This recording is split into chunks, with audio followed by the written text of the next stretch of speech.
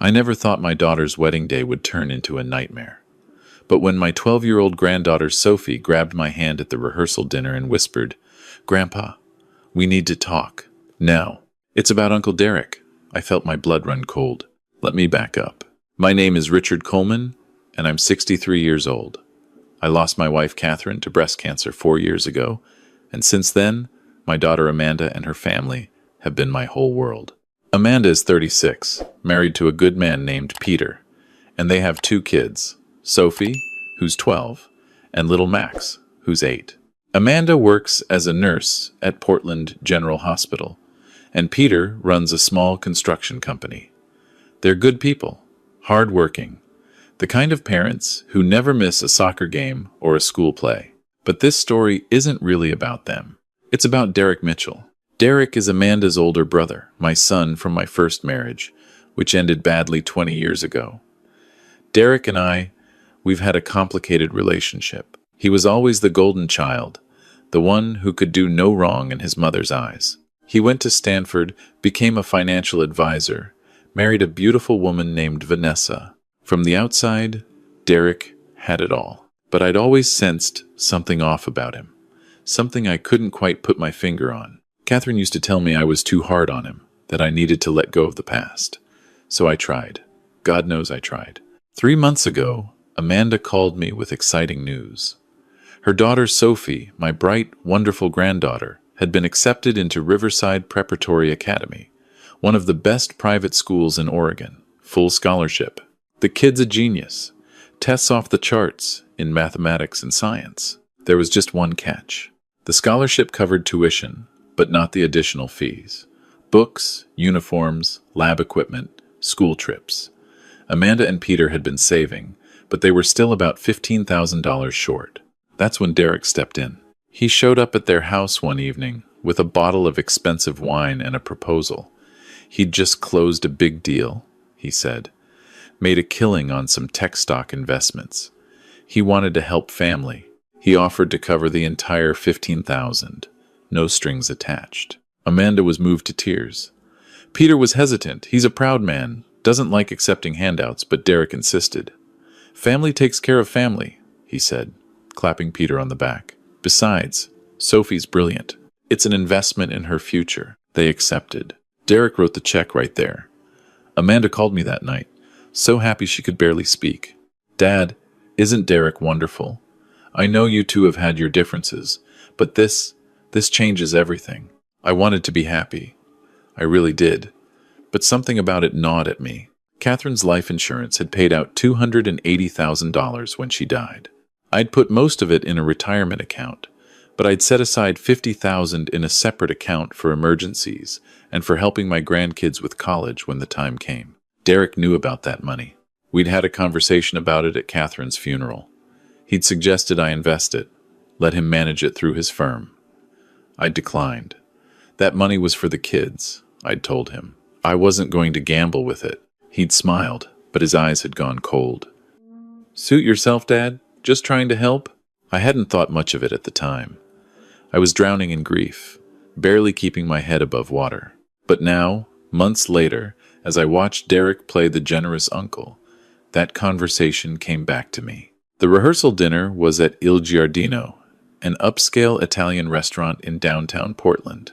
Amanda had chosen it because it was Catherine's favorite place. She wanted her mom to be part of the celebration, even if only in spirit. Sophie had been quiet all evening, pushing food around her plate. She's usually such a chatty kid, always bouncing with energy, but tonight she seemed withdrawn. When I asked if she was okay, she just nodded and looked away. It wasn't until after dinner, when everyone was mingling over coffee and dessert, that she tugged my sleeve. "Grandpa," she whispered, "can we go outside? I need to tell you something." We stepped out onto the restaurant's patio. It was September, and the Portland evening was cool, the sky streaked with pink and gold. Sophie hugged herself, shivering slightly. "What's wrong, sweetheart?" I asked, putting my jacket around her shoulders.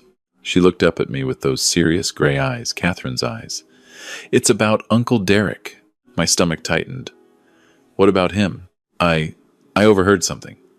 Last week, When he came over for dinner, I was supposed to be asleep, but I came downstairs to get water, and I heard him on the phone in Dad's office. And, she bit her lip, he was talking about you. About your money, he said. He said something about a plan and after the wedding, and old fool won't know what hit him. The world seemed to tilt. Sophie, are you sure that's what you heard? She nodded emphatically. I know it sounds crazy, Grandpa, but I'm not making it up, I swear. He said your name. He said, Richard's sitting on 50 grand that should have been mine anyway, and then he laughed. It was a mean laugh. It scared me. I felt sick. Did you tell your parents? I tried to tell Mom, but she just said I must have misheard. She said Uncle Derek would never say anything like that, and that I shouldn't make up stories about family. Tears welled in her eyes. But I'm not making it up. I know what I heard. I pulled her into a hug. I believe you, honey. I believe you. Because I did. Every instinct in my body was screaming that Sophie was telling the truth. There's something else, she said, her voice muffled against my chest. 2 days ago, I saw Uncle Derek at our house when everyone was out. I was homesick from school, and Mrs. Patterson from next door was watching me. I saw him through my bedroom window. He used the spare key from under the flower pot and went inside. He was in there for like 20 minutes. Did you tell anyone? Mrs. Patterson fell asleep on the couch. She didn't see. And when I told Mom later, she said Derek probably just needed to pick something up that he'd left there. But I knew better. You don't sneak into someone's house when they're not home for innocent reasons. Sophie, I need you to trust me on something. Don't say anything to anyone else about this. Not your mom, not your dad, not Uncle Derek. Can you do that for me? She nodded, looking relieved. You believe me, right? You're going to do something? I believe you. And yes, I'm going to figure out what's going on. We went back inside. Derek was holding court near the bar, telling some story that had everyone laughing. When he saw me, he raised his glass in a toast. There's the man of the hour, the father of the beautiful bride. I forced a smile and raised my glass back. But inside, my mind was racing. That night, I couldn't sleep. I kept thinking about Sophie's words. Old fool won't know what hit him. What was Derek planning? The next morning, I drove to Amanda's house. It was Saturday, and I knew Peter would be at a job site and Amanda would be at the hospital for her morning shift. Perfect. I let myself in with the key they'd given me years ago. The house was quiet except for the sound of the TV in the living room where Sophie and Max were watching cartoons. Hey, Grandpa, Max yelled, not taking his eyes off the screen. Hey, buddy. Sophie, can you help me with something in your dad's office? She immediately jumped up and followed me. Peter's office was a small room off the kitchen, cluttered with construction plans and invoices. But what I was looking for was simpler. Do you remember where Uncle Derek was when you heard him on the phone? I asked Sophie. She pointed to the desk. He was sitting right there. I examined the desk. Nothing seemed out of place. Then, I checked the landline phone. Peter still kept one for business calls. I checked the redial. No luck. It showed Amanda's cell. He was using his cell phone, Sophie said. Not the landline. Of course. That would have been too easy. Show me where he went when he came by the other day. Sophie led me through the house. He went upstairs first. To Mom and Dad's room, I think. Then he came back down and went into Dad's office again. That's when I stopped watching, because Mrs. Patterson woke up. I went to Amanda and Peter's bedroom. What would Derek be looking for up here? Then it hit me. Peter kept important documents in a lockbox in their closet. Birth certificates, passports, the deed to the house. I opened the closet and found the lockbox on the top shelf. It wasn't locked. I opened it. Everything seemed to be there. Sophie's and Max's birth certificates, Amanda and Peter's marriage license, the house deed, Peter's company and corporation papers. I was about to close it when something caught my eye. There was a document I didn't recognize. A power of attorney form, made out to Derek Mitchell, granting him financial authority over my accounts in the event of my incapacity. My hands started shaking. The signature at the bottom looked like mine. But I had never signed this document. I had never even seen it before. It was a forgery. A pretty good one, too. Derek must have practiced my signature from old checks or documents. But I knew my own handwriting, and this wasn't quite right. The R in Richard was too looped, and the final did had a flourish I'd never used. I pulled out my phone and took pictures of the document. Then I put it back exactly where I'd found it. "Grandpa, you're really pale," Sophie said from the doorway. "Are you okay?" "I'm fine, honey. Listen, I need you to do something for me. If Uncle Derek comes around again, I want you to text me right away. Can you do that?" "Yeah. Are you going to tell Mom and Dad?" "Not yet. I need to gather more information first. But Sophie, you did the right thing by telling me. You might have just saved my life." Her eyes went wide. "What?" "I'll explain later. For now, let's keep this between us. Okay?" She nodded, looking scared but determined. I left the house and sat in my car for a long moment, trying to calm my racing heart. Derek wasn't planning to ask for my money. He was planning to steal it. And the phrase "old fool won't know what hit him" took on a much more sinister meaning. Was he planning to hurt me? Make it look like an accident? Get me declared incompetent so the power of attorney would kick in? I thought about Catherine, about how she'd gotten sick so suddenly. The doctors had said it was just bad luck, an aggressive form of cancer that came out of nowhere. But Catherine had been healthy, active. She'd just had a clean mammogram 6 months before her diagnosis. And Derek had been around a lot during her illness, bringing her special teas, he'd said, to help with the nausea from chemo. No, I couldn't let my mind go there. That was too dark, too horrible. But the seed of doubt had been planted. I drove home and spent the rest of the day researching. I learned that elder financial abuse is more common than people think, that family members are the most frequent perpetrators, that it often escalates to physical harm if the victim becomes suspicious. By evening, I knew what I had to do. I called an old friend from my days working at the Postal Service. Frank Chen had retired a few years before me and now worked private security. "Frank, I need your help. I think my son is planning to rob me. Maybe worse." We met at a diner the next morning. I showed Frank the photos of the forged power of attorney. I told him about Sophie's conversation, about Derek's suspicious visit to the house. Frank listened without interrupting. When I finished, he leaned back and whistled. "Richard, this is serious. You need to go to the police." "And tell them what? That I found a document that might be a forgery? That my granddaughter overheard a conversation? They'll think I'm a paranoid old man.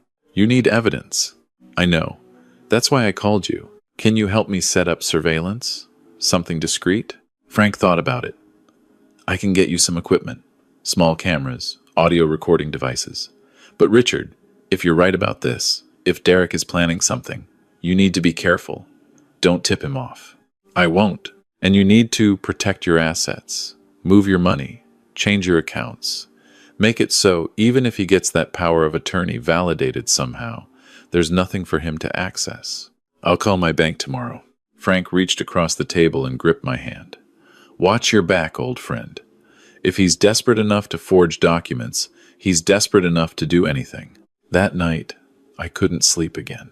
I kept thinking about Amanda's wedding, which was now just 5 days away. Should I tell her? Should I ruin her special day with these suspicions? But what if I was wrong? What if there was an innocent explanation? No. The forged power of attorney wasn't innocent. There was no explaining that away. The next morning, I went to my bank.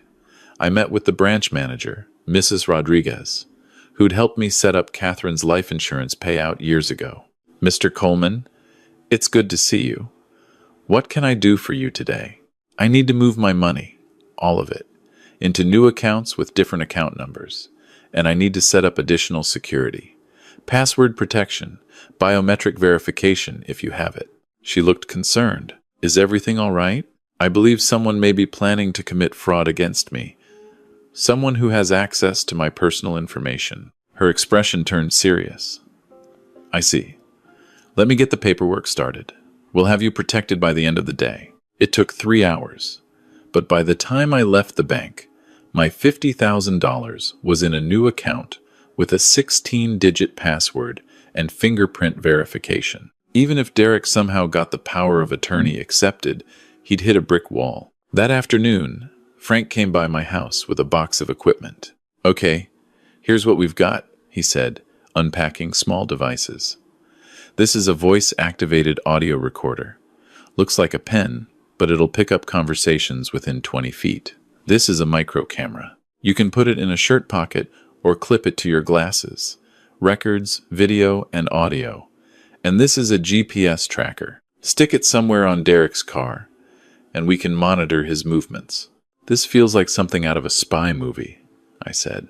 Yeah, well, sometimes reality is stranger than fiction. Now, here's the important part. Oregon is a one-party consent state for recording. That means as long as you're part of the conversation, you can record it legally. But if you're recording conversations you're not part of, that's illegal. So be smart about how you use this stuff. I nodded, examining the tiny camera. What if I just wear this? Keep it on me at all times? That works. Just be natural. Don't act suspicious. And Richard, he looked at me seriously. If things get dangerous, if you feel threatened at all, you get out and you call 911. Don't try to be a hero. I won't. But I was already planning. The wedding was in 4 days. Thursday, September 24th. Amanda had chosen a Thursday to save money on the venue rental. I decided I would wear the camera to every family event leading up to the wedding. Maybe I'd catch Derek saying something incriminating. At the very least, I'd have a record of his behavior. Tuesday evening, there was a family dinner at Amanda's house. Everyone was there. Amanda and Peter, the kids, Derek and his wife Vanessa, and me. I wore the camera pen in my shirt pocket, the lens pointing outward. Dinner was casual. Peter grilled burgers in the backyard while the kids played. Vanessa and Amanda chatted about last-minute wedding details.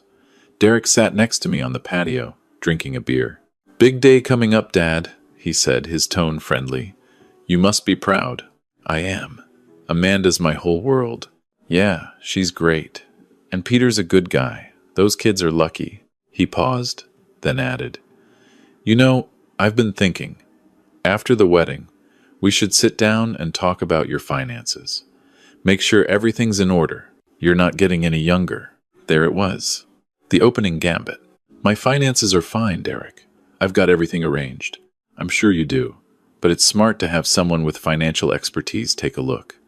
Estate planning, tax optimization, making sure Amanda and the kids are taken care of when he caught himself. If something happens to you..." "When? You mean?" He laughed awkwardly. "We all get old, Dad.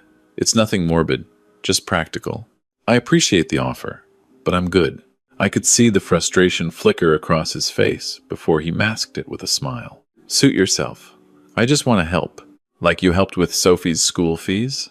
"Exactly.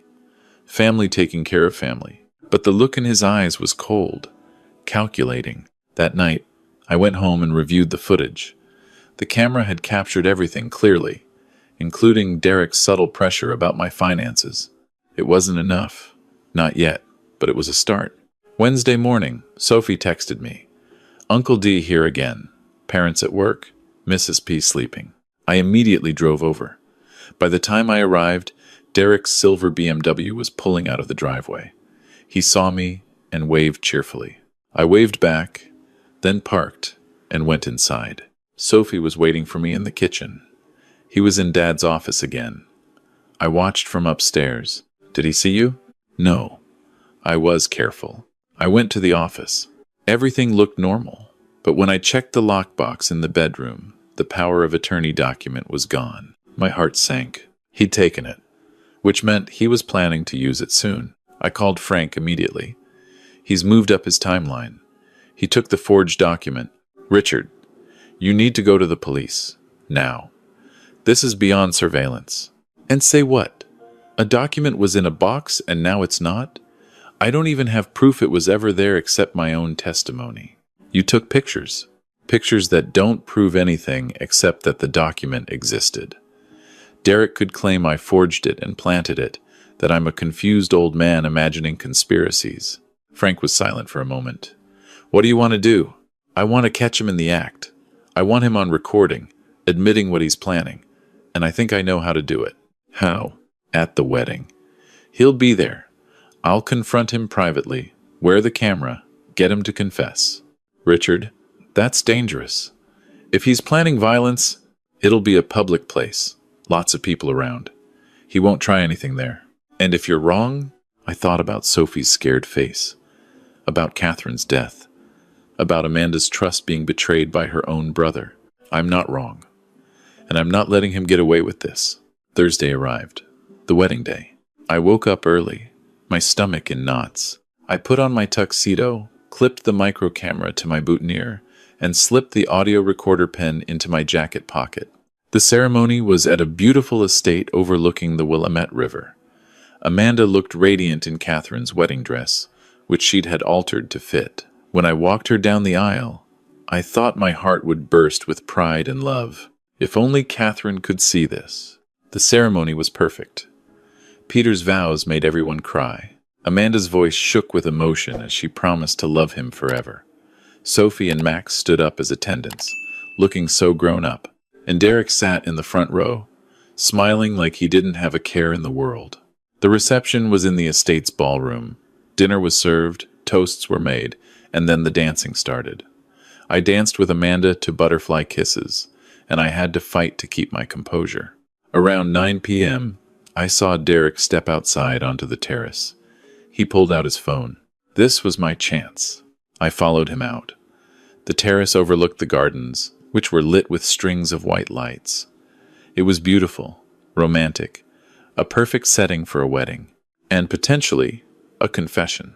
"Derek," I said, stepping up beside him. He turned, looking surprised. "Dad? Enjoying the party? We need to talk." His expression became guarded. "About what?" "About the power of attorney you forged. The one with my signature that I never signed." For a split second, his mask slipped. I saw the panic, the rage. Then it was gone, replaced by confused concern. "Dad, what are you talking about? Are you feeling okay?" "Don't. I know what you've been planning. Sophie heard you on the phone. She saw you sneaking into their house. I found the document in Peter's lockbox." He laughed, but it sounded forced. "Dad, that's crazy. Sophie's a 12-year-old with an overactive imagination, and I have a key to Amanda's house. I wasn't sneaking. I was picking up some tools I'd lent Peter." Then explain the power of attorney. "What power of attorney? I don't know what you're talking about." "The one that would give you access to my accounts if I was incapacitated. The one you forged my signature on." He stepped closer, his voice dropping. "Dad, I think you might be confused. Have you been feeling okay lately? Memory problems? Maybe you should see a doctor." And there it was. The gaslighting. The setup to declare me incompetent. "I'm not confused, Derek. I moved all my money, changed the accounts, set up new security. So even if you somehow get that document validated, you'll find nothing." His jaw clenched. "You did what?" "You heard me. Whatever you're planning, it's not going to work." He stared at me for a long moment. Then his expression changed. The mask came off completely, and what I saw underneath was chilling. "You stupid old fool," he hissed. "Do you have any idea what you've done? I've protected myself from a thief." "A thief? I'm your son. You're Catherine's stepson, and you've resented me since the day she and I got married." "Damn right I have. You waltzed into our lives and took everything. Mom left Dad for you, then you got all her attention, all her money when she died. That life insurance payout should have been mine. I'm her blood son, not Amanda. Catherine left her money to me because she was my wife, and she trusted me to use it wisely." "Wisely? You're sitting on 50 grand doing nothing with it while I'm drowning in debt. Do you know what I owe? The gambling losses? The bad investments? I'm about to lose everything. So you were going to steal from me to cover your debts? It's not stealing if it should have been mine in the first place. And what was your plan? Get me declared incompetent? Or were you planning something more permanent?" He went very still. "What are you implying?" "I'm implying that old fool won't know what hit him sounds like a threat." "What were you planning, Derek? An accident? Make it look natural, like you told your accomplice on the phone?" His face went white. "You're insane." "Am I?" "Because I've been thinking about Catherine's death. How sudden it was. How you were around so much. Bringing her tea. Don't you dare." His voice was venomous. "Don't you dare suggest." "I'm not suggesting anything. I'm just remembering and wondering. He grabbed my arm, his grip painfully tight. You need to shut up. Right now. Transfer that money back. Give me access. Or I swear to God. You'll what? Kill me at your sister's wedding?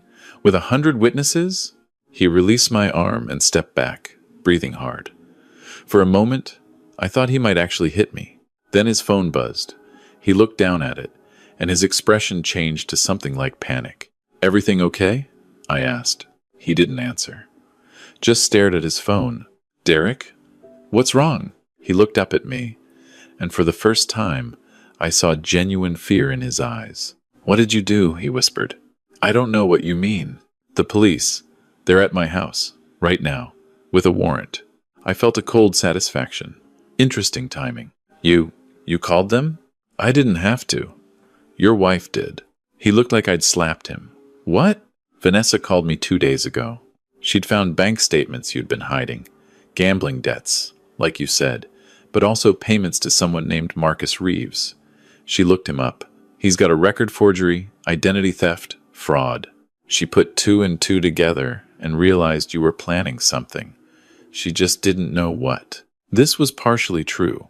Vanessa had called me, worried about Derek's behavior and their finances, but I'd been the one to suggest we contact the authorities. I'd shown her the photos of the forged power of attorney. She'd been horrified. Together, we'd gone to the Portland Police Department.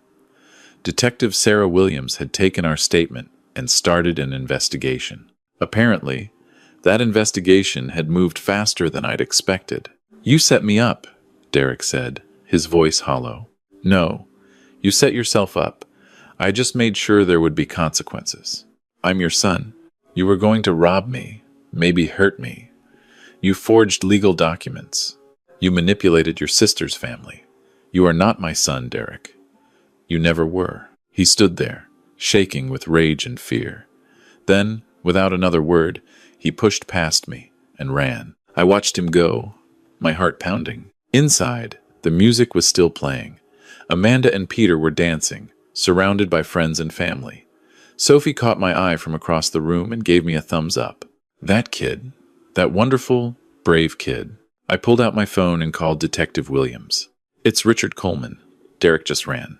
I think he's heading home, but you might want to put out a notice to watch for his vehicle. We're already on it, Mr. Coleman. Did you get what we needed? I touched the camera on my boutonniere. Every word. Good. Come by the station tomorrow, and we'll get your statement. And Mr. Coleman, you did the right thing. Elder abuse cases like this, they don't always end well. You're lucky you figured it out when you did. I had help. My granddaughter Sophie, she's the real hero here. Smart kid. We'll need to talk to her too, if that's okay with her parents. I'll arrange it. I hung up and went back inside. Amanda found me immediately. Dad, where have you been? We're about to cut the cake. Just needed some air. You know how I am at parties. She hugged me tight. I'm so glad you're here. Mom would have loved this day. She would have.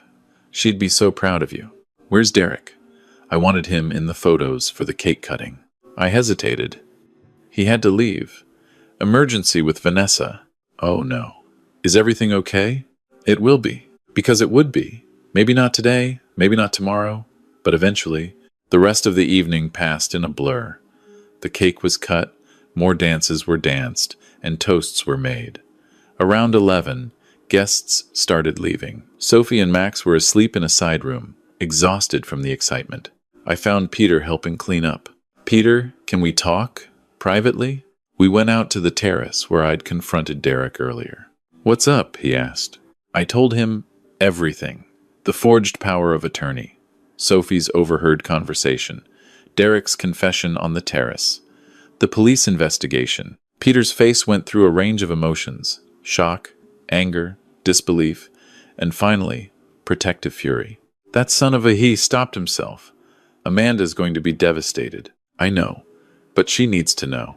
And Sophie needs to know that she did the right thing by telling me. Sophie knew about this? She's the one who figured it out. She's a smart kid, Peter. You should be proud. He ran his hands through his hair. I can't believe this. Derek seemed so. I mean, he helped with Sophie's school fees. He's been so supportive. He helped because he was setting up his con. The generous uncle act made it easier to access your home, to gain trust. It's classic manipulation. Peter was quiet for a long moment. Then he said, "What happens now?" "Derek will be arrested. There will be a trial. It's going to be hard on Amanda. She'll need you. We all will. I'm not going anywhere." We went back inside. The party was winding down. Amanda was saying goodbye to the last few guests, her face glowing with happiness. I decided I wouldn't tell her tonight. Let her have this one perfect day. Tomorrow would come soon enough, with all its complications and heartbreak. But for now, watching my daughter dance with her new husband while my grandchildren slept peacefully nearby, I felt something I hadn't felt in months. Safe. 3 days later, I sat in Detective Williams' office at the Portland Police Department, watching a video of Derek's arrest. They'd picked him up at his house around midnight on the wedding night. He'd tried to flee out the back door but ran straight into 2 officers, waiting there. The footage showed him handcuffed, shouting about how I'd set him up, how this was all a misunderstanding. Vanessa stood in the doorway of their house, her face a mask of shock and sadness. "We found additional evidence at his residence," Detective Williams said, pausing the video. His laptop had multiple searches for how to have someone declared mentally incompetent, articles about elder abuse and inheritance laws, and emails with Marcus Reeves discussing your daily routine, your health, your living situation. My blood ran cold. He was planning it out in detail. "Yes. We believe he was going to stage an incident to make it appear you were suffering from dementia or Alzheimer's. Get a doctor to sign off on incompetency. Then the power of attorney would kick in, and he'd have access to your accounts. And if that didn't work?" Detective Williams met my eyes. The emails with Reeves also discussed permanent solutions. "We're still investigating, but it appears they may have been planning something more. Final." I thought about Catherine again, about her sudden illness. "Detective, I need to ask you something. My wife died 4 years ago. Cancer. But it came on very suddenly. Derek was around a lot during her illness. Is there any way to investigate?" She leaned back in her chair. "Mr. Coleman, I can't make any promises. After 4 years, it would be difficult to prove anything. But I can look into it. Request medical records. Interview her doctors. If there's something there, we'll find it." "Thank you. For what it's worth, I think you did an incredibly brave thing. Confronting your son like that. Gathering evidence. Most elder abuse victims never report it. They're too ashamed, or they don't want to believe their family would hurt them. I had a smart granddaughter who refused to be ignored. Without Sophie, I might have ended up another statistic." That afternoon, I went to Amanda's house. It was time to tell her everything. She sat on her couch, Peter beside her, holding her hand. Sophie and Max were at a friend's house. We'd decided this conversation was for adults only. I walked them through the whole story, from Sophie's initial warning to Derek's arrest. I showed them the videos and audio recordings. I showed them the forged power of attorney. Amanda cried. Not the happy tears from her wedding day, but deep, wrenching sobs of betrayal and grief. "He's my brother," she kept saying. "How could he? How could he do this to you, to our family?" "I don't know, honey. But what matters is that he didn't succeed. We're all safe." Sophie knew this whole time? She was carrying this by herself? She tried to tell you, remember? But you thought she was making it up. Amanda put her face in her hands. Oh, God. She must have felt so alone, so scared. She's a strong kid, and she trusted that I would believe her. That's what saved me. Peter spoke up, his voice hard. He used us. The money for Sophie's school, that was part of his plan, wasn't it? To get access to our house, to your information. Probably. I'm sorry. Don't apologize. You're the victim here. He paused. Actually, about Sophie's school fees. We can't accept that money now. It's tainted. I'd already thought of this. Don't worry about that. I've set up a trust fund for Sophie's education, and one for Max, too. They'll both have what they need. Dad, we can't. Yes, you can. It's what Catherine would have wanted. What I want. Let me do this. Amanda wiped her eyes. Can I see Sophie now? I need to talk to her. Of course. Peter called his friend's house, and 20 minutes later, Sophie came through the door. She took one look at her mother's tear-stained face and froze. Did I do something wrong? Oh, baby, no. Amanda pulled her into a fierce hug. You did everything right. You were so brave. I'm sorry I didn't believe you. I'm so sorry. Sophie hugged her back, and I saw the tension drain from her small shoulders. Is Grandpa okay? She asked. Grandpa's fine, thanks to you. Sophie looked over at me. Did Uncle Derek get arrested? Yes, sweetheart. He did. Good. She said it with such certainty, such a sense of justice, that I had to smile. That kid was going to do great things someday. The trial happened 6 months later, in March. Derek pleaded not guilty, claiming I'd manufactured the evidence against him, that I was a confused old man who'd misunderstood innocent actions. But the evidence was overwhelming. The forged power of attorney, the emails with Marcus Reeves, the audio recording of his confession on the terrace, Vanessa's testimony about his gambling debts and erratic behavior. The jury took less than 4 hours to convict him on multiple counts: forgery, attempted fraud, identity theft, and conspiracy to commit elder abuse. He got 8 years. Marcus Reeves got 12, as he had prior convictions. I sat through every day of the trial, Amanda beside me. She'd struggled with divided loyalties. Derek was her brother, after all, but in the end, the evidence was irrefutable. Sophie testified. She sat in that witness box, 12 years old and terrified, and told the court exactly what she'd heard. Derek's lawyer tried to make her out to be a confused child, but she held firm. Afterwards, I took her out for ice cream. That was the hardest thing I've ever done, she said, attacking her Sunday with a vengeance. You were amazing, a real hero. I don't feel like a hero. I feel like I ruined Uncle Derek's life. Sophie, look at me. You didn't ruin anything. Derek made his own choices, bad choices. He's facing the consequences of those choices. You just made sure the truth came out. Will Mom ever forgive me? There's nothing to forgive. Your mom loves you. She's proud of you. We all are. Even though I broke up our family, I thought about how to answer that. Finally, I said, family isn't just about blood, Sophie. It's about loyalty, love, trust.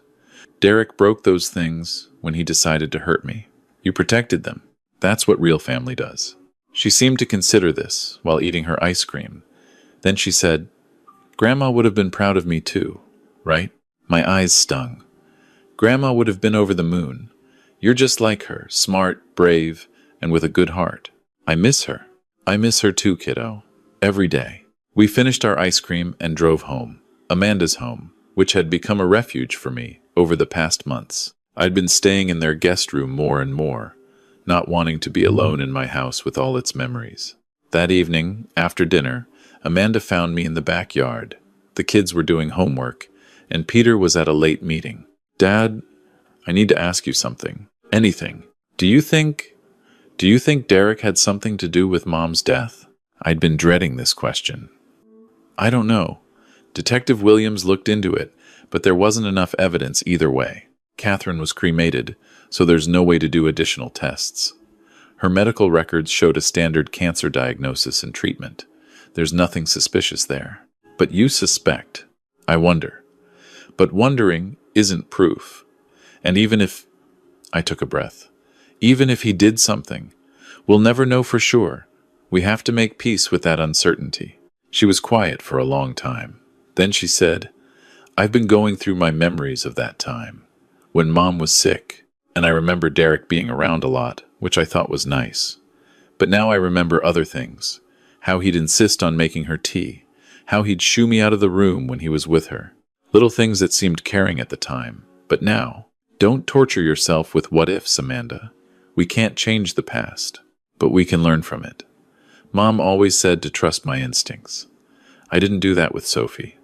I won't make that mistake again. None of us will. She leaned her head on my shoulder, and we sat there in the fading light.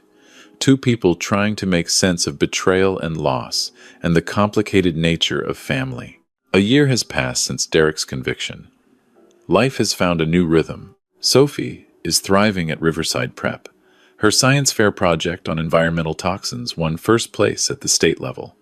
She's being courted by programs at MIT and Caltech, even though she's only 13. Max is doing well too. He's more cautious than he used to be, a little less trusting of new people, but he's getting there. Amanda and Peter are solid. The ordeal brought them closer together, if anything. They've started going to counseling, working through the trauma of having someone they trusted betray them so fundamentally. As for me, I'm okay. Better than okay, actually. I've started volunteering at a senior center, teaching others about financial fraud and elder abuse, sharing my story so maybe someone else won't become a victim. Detective Williams still checks in on me occasionally. She told me that the investigation into Catherine's death hit a dead end, no new evidence, no way to prove anything. But she also said they'd found communications between Derek and Reeves going back 5 years, which suggests Derek had been planning some kind of con for a long time. Whether that included Catherine's death, we'll never know. I've made my peace with that. Today is September 24th again, Amanda and Peter's first anniversary. We're all gathered at their house for a small celebration, just family, real family. Sophie is showing me her latest project, something about quantum mechanics that I don't fully understand but pretend to.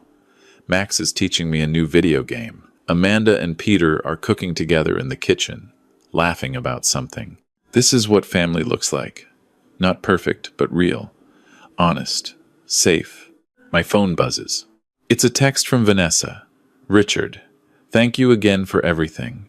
Divorce is final. Starting over. Tell Sophie she was right to speak up. She saved more lives than just yours. I smile and put my phone away. Yeah, she really did. Grandpa, Max calls. Come on. You're supposed to be on my team. Coming, buddy. I join them in the living room. This family that chose me, and that I chose right back. Catherine would have loved this moment. She would have been proud of how we survived, how we came together, how we protected each other. I like to think she's here somehow, in Sophie's scientific mind, in Amanda's strength, in the way Max laughs Catherine's laugh, right down to the little snort at the end. Family isn't always who you're born to. Sometimes it's who stands beside you when everything falls apart.